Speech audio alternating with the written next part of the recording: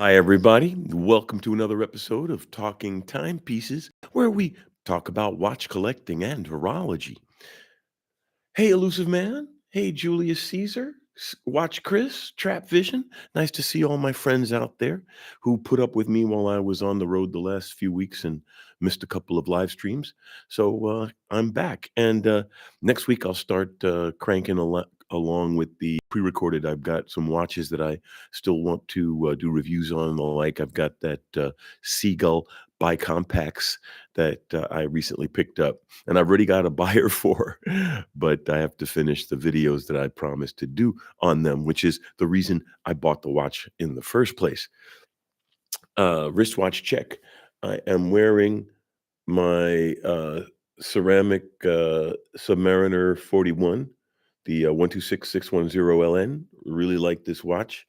I just got it back from the shop after a small service.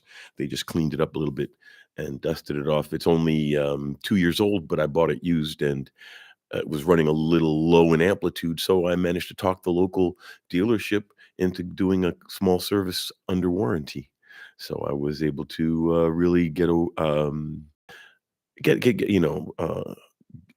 get the watch taken care of, especially this early in its cycle is good for it. Make sure that the oils are oiled and all the parts are properly cleaned. Uh, Frederic Constant, yeah. The preview, the little short I did on the perpetual calendar. That's really a sharp watch. Frederic Constant really makes some cool stuff. I mean, really impressive stuff. Hey, Damon and Nanad, how's it going? How's it going? HRM, always nice to see everybody. And as I was saying, we're in the sub, and since this, the topic is today's topic, the starting topic, because obviously anything you want to talk about that you put up in the comments, we will talk about. But I'm going to start, because you got to have a start topic so that we have at least something to roll with. Talking about exit watches, and to some people, picking up something like, the sub date is an exit piece because the concept of the exit piece is something that once you get it, you don't need any other pieces, and your collection is complete and all. And I personally think it's an elusive target. I think it's possible, but within certain um, contexts, right? Because like case in point, I finally managed to get my hands on a silver Snoopy, right? You know, so I've got the silver Snoopy, dark blue panda, got the little Snoopy, ceramic bezel. It's got the moon. Oh my God, it's got fingerprints too. So it's got the rotating Earth with the moon that's etched on the back of the rear crystal. And if you engage the stopwatch, right? If you engage the stopwatch, give it a second. There comes the spaceship. There, let's let it transit the Earth so you can get a good look at it, and then we'll go on and talk about other things. So a watch like this is arguably an exit piece, right? Because once you get something this cool and this relatively exclusive, it's not limited edition per se, but it took me 3 years to get this one. It is not an easy piece to acquire, and one can make the argument that, oh, got this now. I can stop, right? But the thing about watches is this piece didn't exist more than 5 years ago, right? Um, what happens if something new comes out that you decide that you really want?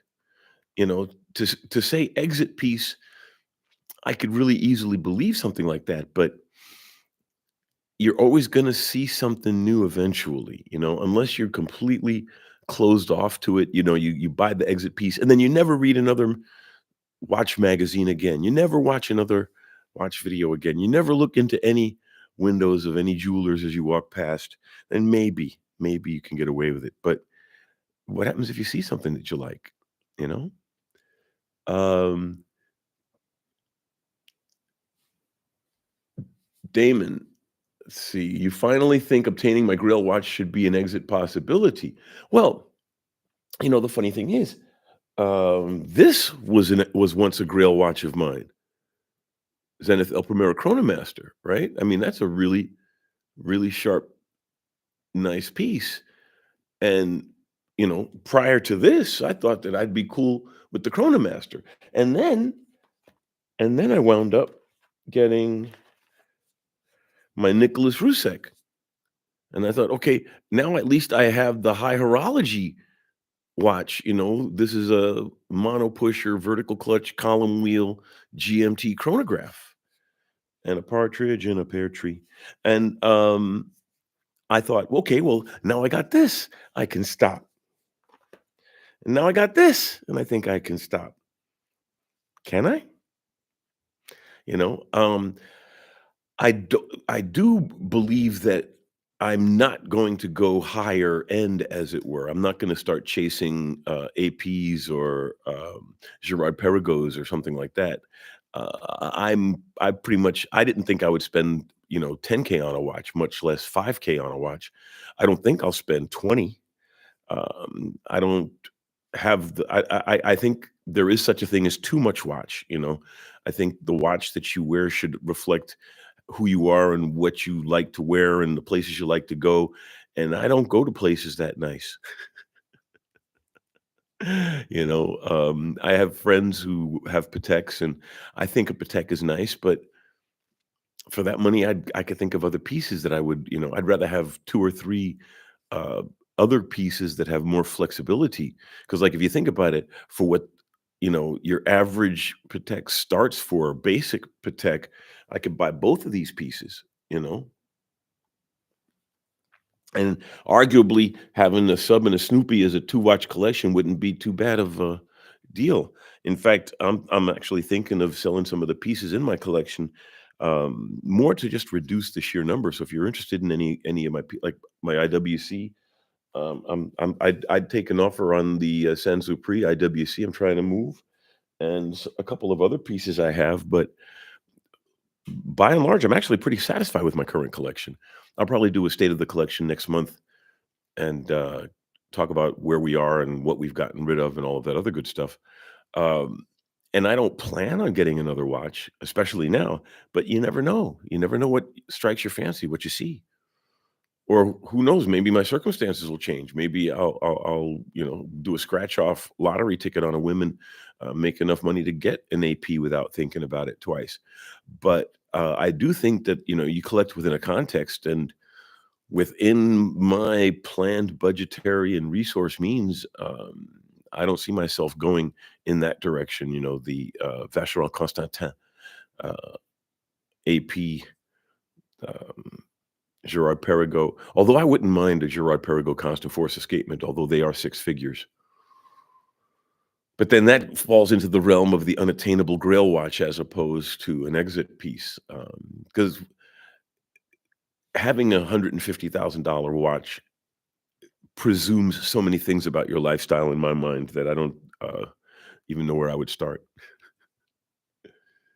Oh,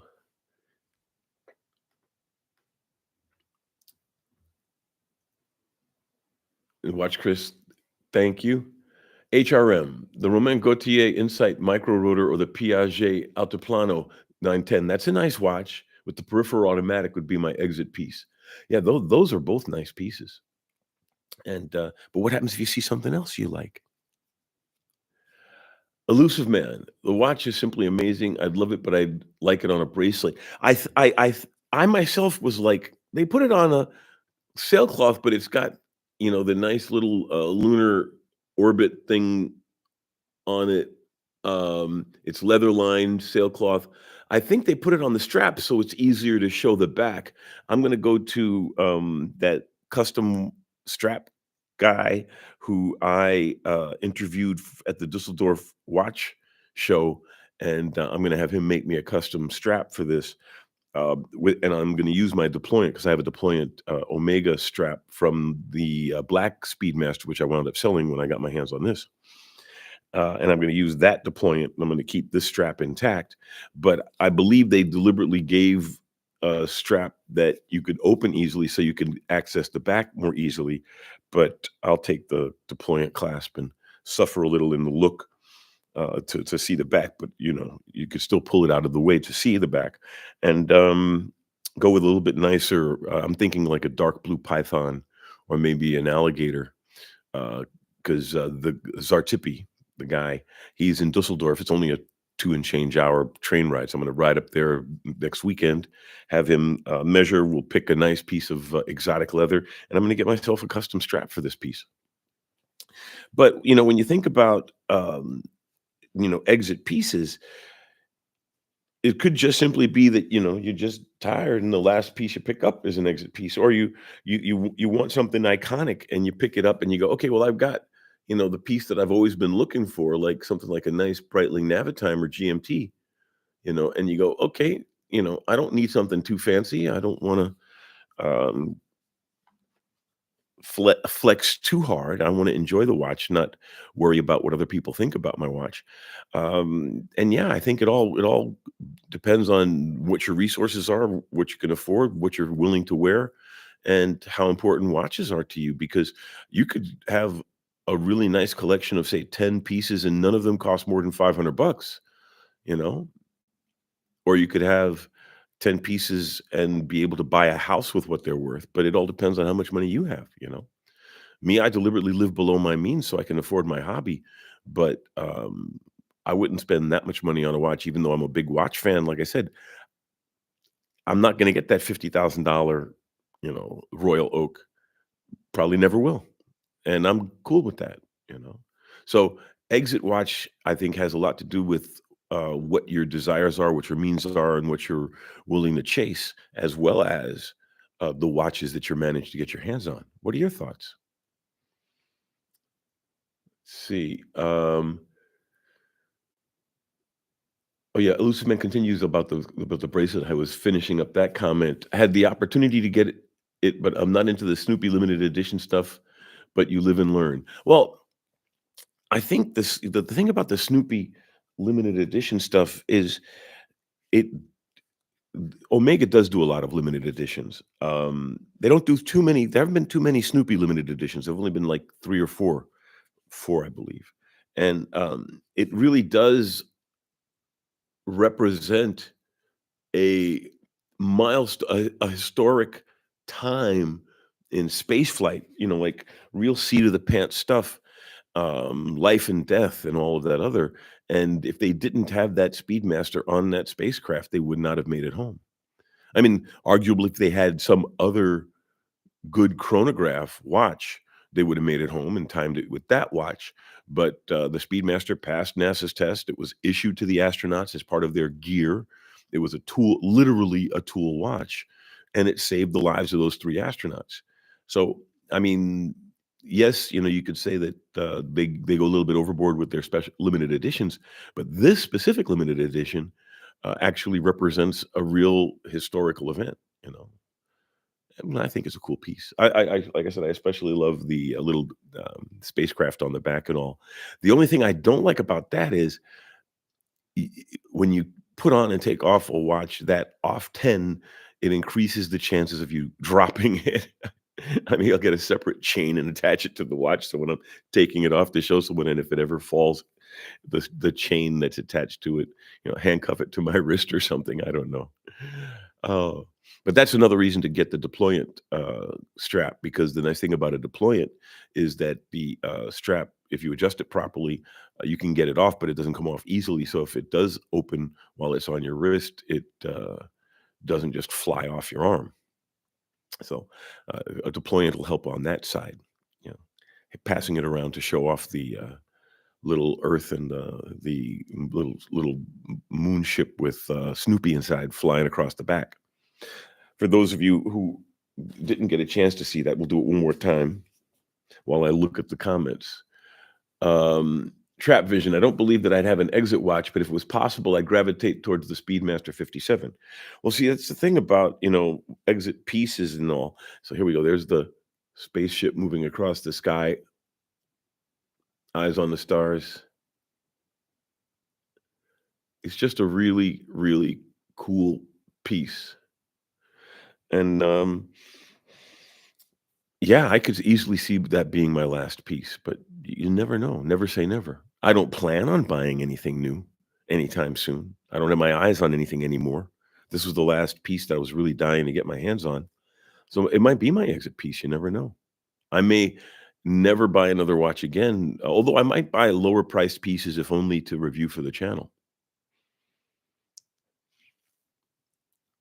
The Vince, hey Vince and Santa Claus.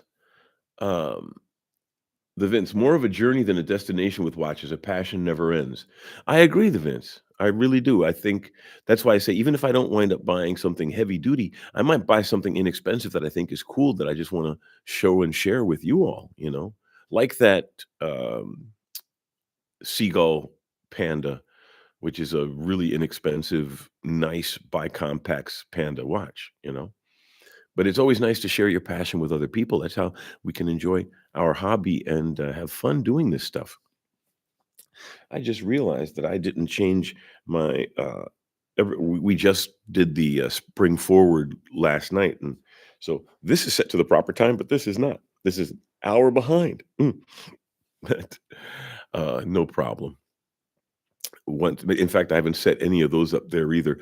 All my other wall clocks are radio controlled, so I don't have to worry about them. But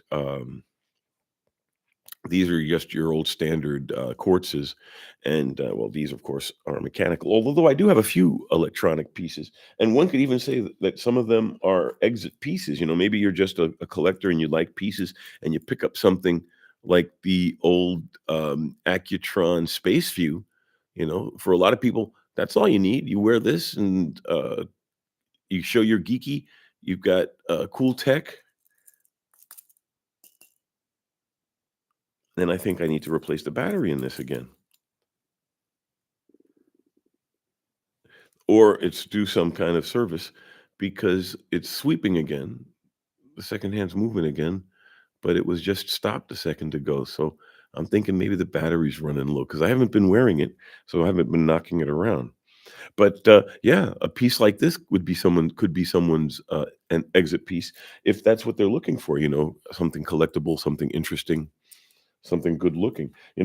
'Cause speaking of quartz, because I do have another quartz. I've got the oyster quartz. You know, which for some people would also be that kind of an exit piece, something maybe they already have a couple of nice pieces, a Speedmaster or something like that, and then they wanted to throw something on that would work with suits and, can also work as a semi-casual, garden party kinda polo shirt watch, and, this'll do it. Although for me, since it's a 36, I'd rather wear it with long sleeves as opposed to wearing it with short sleeves just 'cause, smaller watches work with, long sleeves 'cause then they play with the cuff getting, as a dress watch. Let's see, Elusive Man, the Mont Blanc, I absolutely love it.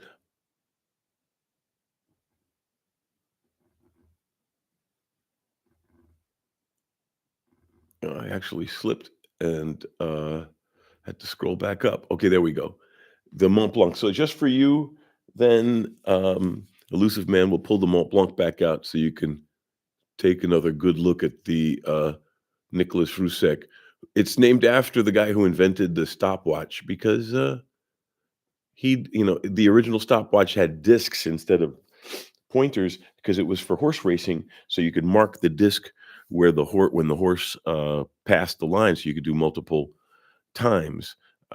You pushed a button and it would mark the disc with a little marker, and that really is a nice piece. And it's got Mont Blanc's first in-house movement in it, so when they did it, they really, really went overboard to make it a really nice movement because they want it to be respected. So it's a mono pusher, vertical clutch, column wheel, GMT chronograph, which is a really impressive feat in horology when you think about it. Nanad, I don't believe in an exit watch. I thought my Breitling Premier will be my last exit watch, but I'm consistently looking for new watches, especially the new Breitling 38 millimeter that just came out. Well, exactly. You think, hey, this is fine, and then start seeing other things. Eric Mack, hey, how's it going? Watch Chris. It never stops. It never stops. Well, hopefully the watch doesn't either, right? Elusive man, I need to get rid of my damn car. 4,000 for repairs. That's a watch. You're right. I don't own a car. I'm really happy I live in a small German city where I don't have to worry about a car. The public transit is really nice and I can walk into town in about 15, 20 minutes. So I'm in good shape, thankfully, knock wood, don't need a car. And if you're not spending money on a car, you can spend money on watches. Oh, hey, Johnny, how's it going, my friend? Johnny Arsenal. Um, Elusive man, it's paid off cheap insurance. Definitely set me back on my next piece, which if you're talking exit JLC Reverso Duo Face, well, those are really nice pieces. They really are. JLC makes some lovely, lovely watches. I had a Polaris. I sold it. I kind of regret selling the Polaris, but I also believe, unless you're really in love with a piece, you should move it on. And I liked the Polaris, but I could never find the right strap for that watch. Now, in hindsight, I probably should have gone to my this guy who I'm going to next week in Dusseldorf that does custom straps. I'm gonna get him to make me a custom strap for the Snoopy. I should have gone there with the uh, JLC, and maybe he could have given the Polaris a strap that I would have really liked, and I'd held on to it. You never know. But then again, you move pieces out of the collection, you bring pieces into the collection, and the best you try to keep. Uh, HRM, Elusive Man, just drive a $500 scooter and buy the JLC. Yeah, $500 scooter. The only problem there is that it's tough in the rain. Santa Claus, gosh, being new to the hobby, I can't see myself with an exit piece. Way too many pieces I want to pretend I'll own someday. Well, that's the thing is that uh, I would say that an exit piece is more for someone who's really spent a lot of time buying, and even then, you never know what's coming. Because, like I said, the silver Snoopy didn't even exist 6, 7 years ago, I think it came out 4 or 5 years ago, something like that. You never know what's gonna come out. Something might come out that you just say, "Hey, I need this watch." And it doesn't have to be an expensive piece. Like, I keep thinking maybe I'll pick up the, black, Blancpain swatch. Why not? You know? Um, an exit piece could be, your last high-end watch, and you can still buy a lot of lower, mainstream pieces. But, never say never. You might see something tomorrow that blows you away, I hope that doesn't well, I shouldn't say that because you hope it does and you hope it doesn't. You hope it doesn't because then you're like, "Oh, another thing to covet," and then you hope it does so you can see that cool thing, you know? HRM, I plan on visiting Watchtime Dusseldorf this year. Gonna great for a weekend away. Well, HRM, I'll see you there, and Watch Chris will be there, and some of the guys from the Frankfurt Watch Club will be there. It'll be fun. It'll be fun. It'll be my 3rd Dusseldorf show, and it's always been a good show. And I'm not gonna go I'm not big enough, I don't think, to go to Watches and Wonders this year, but I am gonna go ahead again to, Watch Time, Geneva Watch Days. I'm gonna do that again. This will be my 2nd Geneva Watch Days. I went last year. It was really fun, and it's a small enough show. It's got a lot of boutique watch companies. There's a lot of interesting stuff there. Like I got a chance to talk to Lederer, Bernhard Lederer. Really makes some fantastic pieces. Double remontoire pieces. Observatory qualified pieces. Really nice stuff. Ernie, I don't think an exit, even if I got my Grail Summit exit piece, a Langenschöne Zeitwerk, by the way. Oh, the Zeitwerk is a nice piece. It really is. Although me, if I were going to get a Langenschöne, I would get their double chronograph. They really have, it's a beautiful piece. It really is a sharp piece. Although from them, I would want something maybe with a moon phase because they do make really nice high complications. Although moon phase isn't really a high complication, but they throw it into a high complication, like a perpetual calendar or something like that. Lange makes some really nice watches.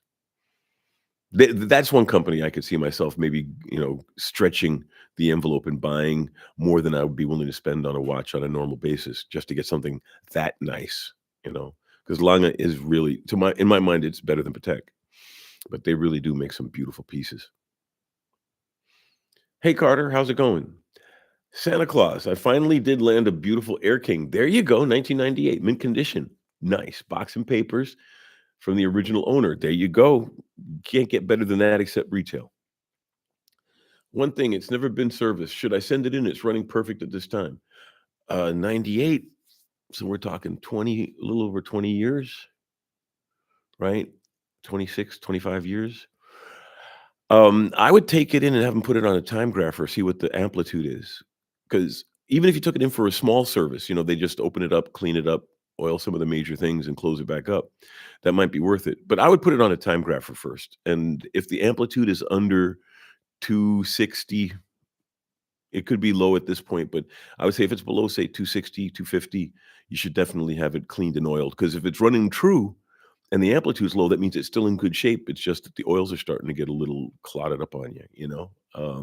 But yeah, take it to if you don't have your own time grapher, take it to a shop and ask find somebody that you can reasonably trust and ask them to put it on a time grapher, see what it looks like. And if it's running low amplitude, I would have it serviced. But if it's running clean and it's got a high amplitude, I'd leave it alone, at least for the time being. You know, it's worth the $200 to invest in a time grapher and check it out. Put it on the time grapher every month or so, and just keep an eye on it. And the moment the amplitude starts really dropping on you, take it in, because then you know exactly in real time how well the watch is running. Elusive Man, yeah, you're right. HRM, I'm thinking about that. Elusive Man, not a Rolex fan, but that new Land Dweller looks great. New movement, I hear, but the dial with the 6 and 9 just kills it for me. Otherwise, I'd be all over it. Oh, well, I save money that way. Well, some Rolex models you like when you first look at them, and then you think, "I wouldn't mind if it looked a little bit differently." Because, like, I had gotten that, the perpetual. I had gotten my hands on an Oyster Perpetual, the no date, basic model, not entry, and, with the, blue face, and I think it had, I forget the color of the pips, but it was only loomed at the 3, 6, and 9, and that bugged me, and I eventually moved it on because it just bothered me that it was only loomed in those 3 spots. It wasn't, and because most watches that do cardinal point loom at least have a loom at the 12, and this one didn't. So, you can really like or dislike a specific aspect of a design like that Rolex or the other Rolex. But, um, you have to really live with a watch a bit, I think, to really decide if are in love with it or not. That's another reason to, if you can, move watches through the collection, because then the ones you really like, you keep, and the ones you don't, you move on. Junior Johnson, hey, how's it going? Hello from Michigan. Hello from Wiesbaden. HRM to Santa Claus. I would have it visually inspected by local watchmakers. They can open the case back and do a quick lubrication check. Well, that's another thing to do. Just open it and peek. If it still looks good, I'd just replace the case back gasket only. Yeah, that'd work too. But yeah, definitely time grapher though. I would say time grapher and a peek, but I would want to get a deeper look inside of how it's running. Trap vision. The so-called exit watch will just lead you to another one that brings you right back. Exactly. My exit watch is about as real as the Grinch helping Santa deliver toys in a '58 Cadillac. Exactly. Well, you get into the game and you really enjoy what you're doing, and you wind up coming back in, right? You find a watch that tickles your cockles, as it were. Miranda, hey Miranda, good evening. Indeed, our precious mechanical watches are very inaccurate this weekend. Well, exactly. I got to go now. I have to. Well, I don't use the winder that much, so it's not. I have to. I like setting the watch when I pick it out of the box and going, so I don't have to worry too much about having to reset a bunch of pieces. But these up on the wall, I have to get my ladder out to reset those up there. But that's part of owning timepieces, that you have to make sure that they're properly adjusted when it's time to change them.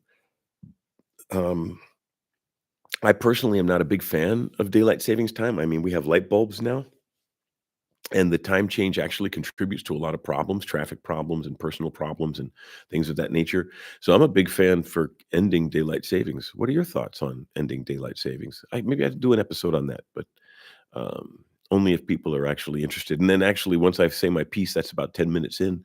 We'd have to figure out something else to talk about for the rest of the episode anyway. But so let's just talk about it now. What are your thoughts on daylight savings? Let's look at some of the other comments on exit watches. Junior Johnson, I'm not sure there's an exit watch. I think maybe a Grail watch. I think it would be hard to just stop collecting. I agree. I agree.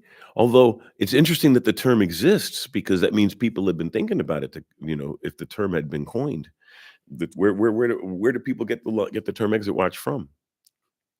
Because they want to exit, or maybe just to debate the fact that it's not possible. Irresistible force, immovable object kind of thing. There's no such thing as an exit watch.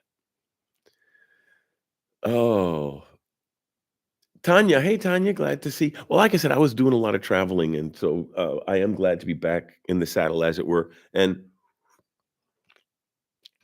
I'm getting on top of the new job. Anyone who's been watching the show knows I've been crying like a little baby about it, how hard it is. But I'm getting on top of it. And so I'll have some time. We'll start doing some pre-recorded episodes again. I still have the seagull I want to do, and obviously we're going to do an episode on the silver Snoopy. And I haven't done an episode yet on the ceramic 41 sub. So we've got a couple of nice episodes coming up down the pipe, and there are a couple of pieces I want to do a redo of the review because I've owned them for a while and have different follow up opinions, like the Longines Conquest complete calendar moon phase. Moon's down there somewhere in the 6 o'clock dial. Got to get the light to hit it just right. Huh?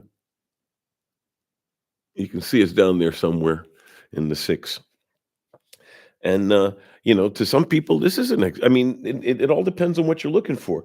I would say it's not so much that people have exit watches, is that the last watch they bought when they decided to stop is what winds up being the exit piece. But most people don't walk out of the hobby, because if they still have a passion for it, if they lose passion for it, they'll probably just sell all their pieces. But if as long as they still have the passion, they're gonna keep collecting watches, right?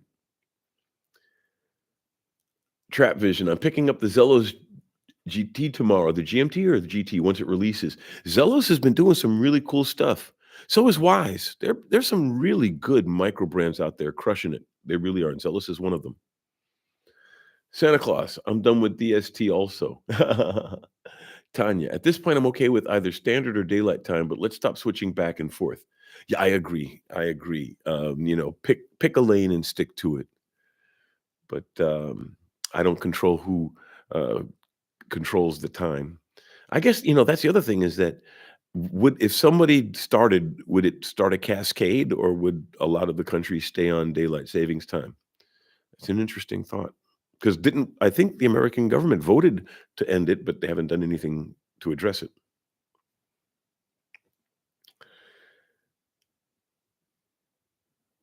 HRM would love to see a disassembly of the Snoopy someday. I guess it has a snail cam type mechanism.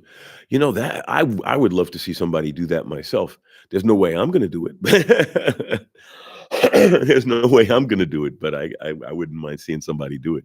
I'm not even going to take the back off of mine. Oh my God, I would be terrified that I can't even think about what this thing's going to cost to service with all of with the little spaceship and the rotating Earth and all that other stuff in it. Definitely, not something to enter lightly. Although I put it on the time grapher and it's running clean and true, and it's got a 310 uh, amplitude, so it's banging along on all cylinders at this moment. One of the dangers of the Omega coaxial is that when it does start going, though, it can go past the point where it's damaging itself because the mechanism is so efficient, it can rub on itself and while it's wearing and still give you good performance. So a coaxial should be serviced within the recommended interval because it's very difficult to determine if it's not running well because it runs so well. I know it sounds ironic, but yeah, definitely going to service this on the interval. Jason H. Hey, hey, I've got the triple date Speedmaster.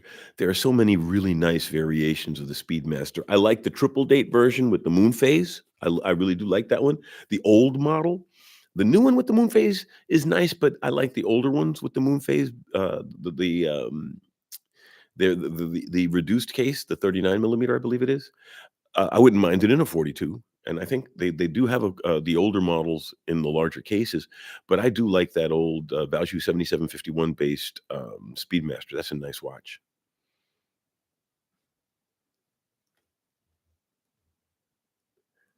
Johnny Arsenal, falling in love with a Japanese porcelain dialed watch with a Sellita SW200. Yeah, go for it. The 200 is a nice movement, good basic workhorse movement. I think it's like a variation on the, 2824. It's a good movement, and the porcelain dial is always a nice thing to look at.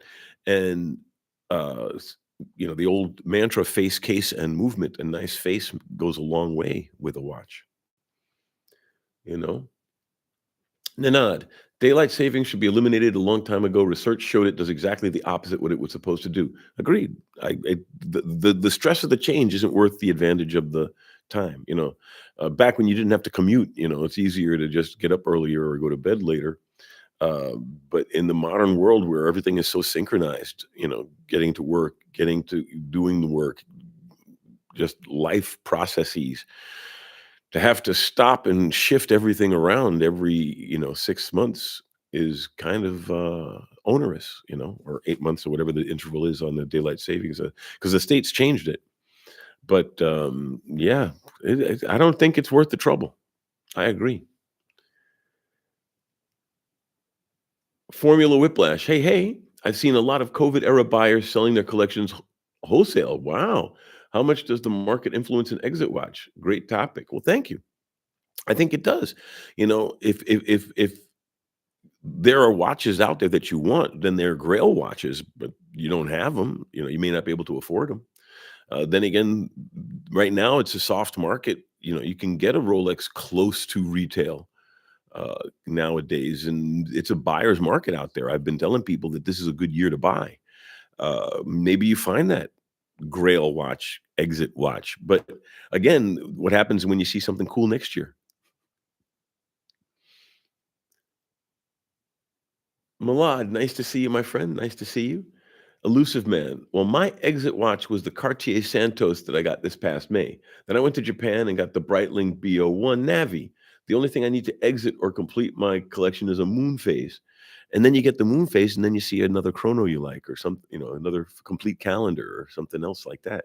There's so many really nice pieces out there. Like I didn't expect to get my hands on the Cartier, but that's a nice piece, um, I think the draw of a collection is to have that diversity, I mean, I've got the Snoopy, but I've also got the, Bulova Lunar Pilot, and I think they're both great pieces. The fact that I own this doesn't mean I'm not gonna ever wear this. This is a cool watch, you know?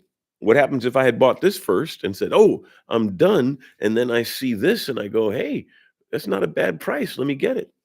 Because I think, ability also has a lot to do with it, you see a new moon swatch for 300, $400, and you go, "That's me."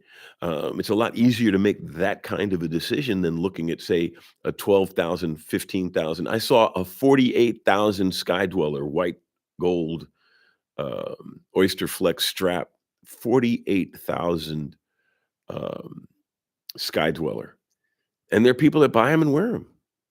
I won't. I don't have that kind of money, you know? And frankly, if I had that much money on my wrist, it would bother me because, that's like, half a year's wages on your wrist right there. For some people, a full year's wages on the wrist. And what happens if you slip and fall and smack it against a rock? Not that I would plan to do that, but yeah, I mean, there are people who think that, a standard sub date is an overpriced piece. Imagine having a white gold Oysterflex Sky Dweller for 50, the guts of $50,000.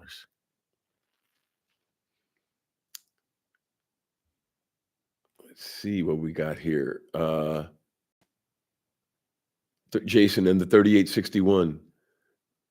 Jason, I have 4 Speedmasters. Yeah, I my collection's not big enough. I had, like I said, I had a standard Speedmaster, but I sold it the moment I got my hands on this, and frankly, I used the money from that Speedmaster sale to help subsidize this piece, because I don't have that kind of cash. Um, if you can have them, more power to you. If you're a collector and you can collect more, nothing wrong with that. You're not gonna hear me, cry bitter grapes or anything like that, or you and your 4 Speedmasters. If you can keep 4 Speedmasters in your collection, more power to you, my friend. You know, and uh, shows you that you really can't have an exit watch. I bet you each time you bought one, you're like, "That's the last Speedmaster I'm gonna buy," and now you have 4. Oh. Elusive Man. That's what I'm thinking, either the Longines Master Calendar moon phase with the anthracite or save up for the JLC tribute. The JLC moon phase, their ultra thin moon phase calendar is a beautiful watch. It really is a beautiful watch. A lot of money, but a beautiful piece. And you might be able to find it used for less lots of money.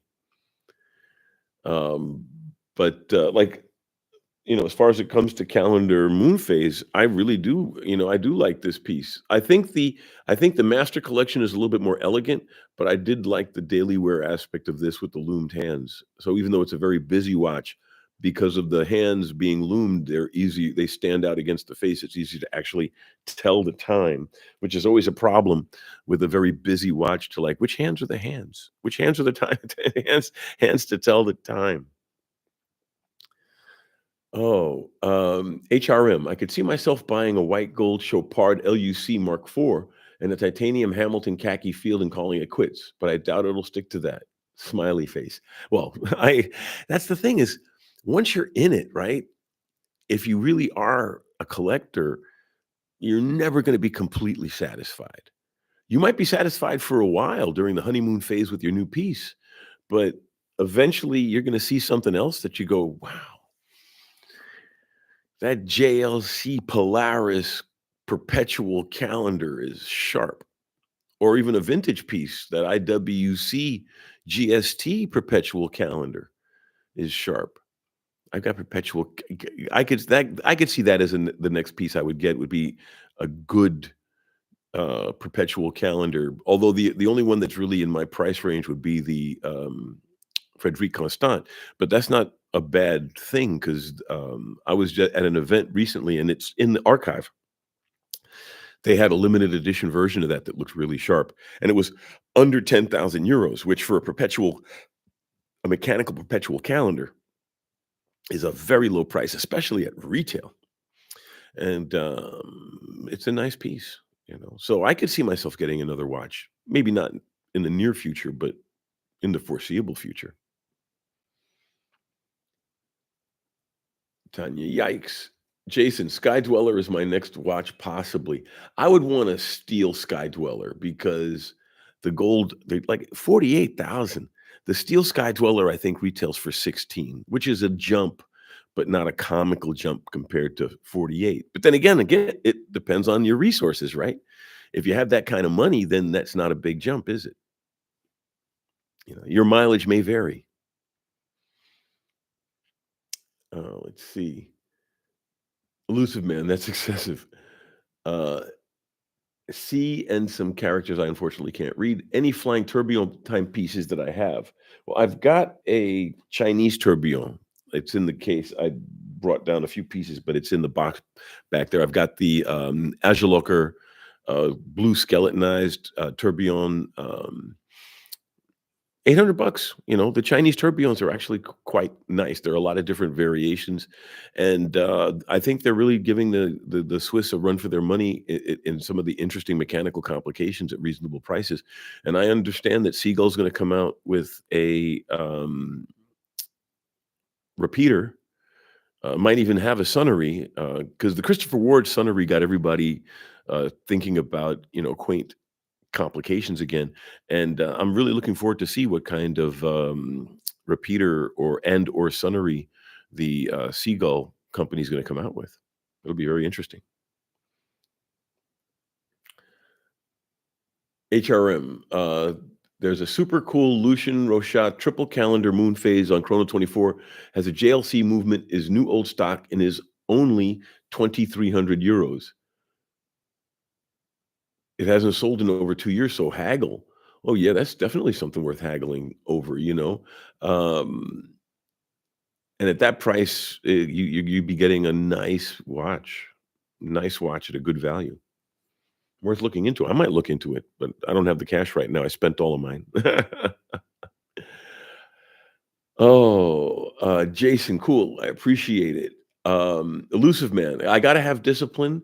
You saw my collection. Yeah, we did a review of the Elusive Man's collection. He has a nice collection.